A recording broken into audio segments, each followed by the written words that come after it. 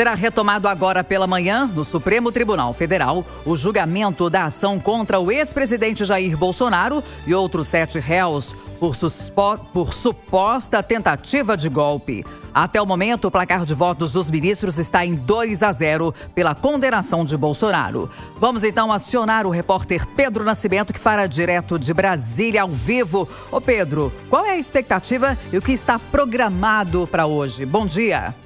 Bom dia para você, Kátia. Bom dia, Eustáquio. Bom dia.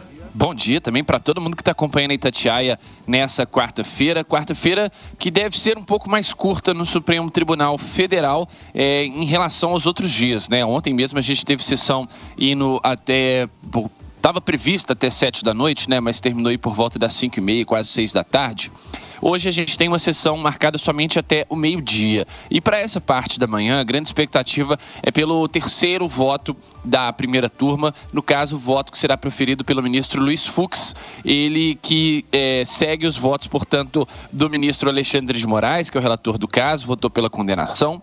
E também pelo voto do ministro Flávio Dino. Ele que também votou pela condenação, mas apontou penas alternativas para 3 réus, né, que, segundo ele, tiveram participação menor no crime, né? Paulo Sérgio Nogueira, ex-ministro da Defesa, general Walter Braga Neto, ex-chefe do Gabinete de Segurança Institucional, e Alexandre Ramagem, eles que foram aliviados aí no voto do ministro Flávio Dino. Para o voto do ministro Fux, né, o magistrado já indicou que vai abordar questões preliminares que foram levantadas pelas defesas. Isso inclui, por exemplo, a competência do STF para julgar o caso. A gente lembra que quando a primeira turma recebeu essa denúncia contra o primeiro núcleo, né, o ministro Fux, ele votou no sentido de que esse pedido de abertura de ação penal, ele deveria ser analisado pelo plenário do STF e não pelo colegiado da primeira turma. Acabou sendo voto vencido, mas desde essa época, Fux já mostrando que tem certas divergências com relação ao que pensa o ministro Alexandre de Moraes,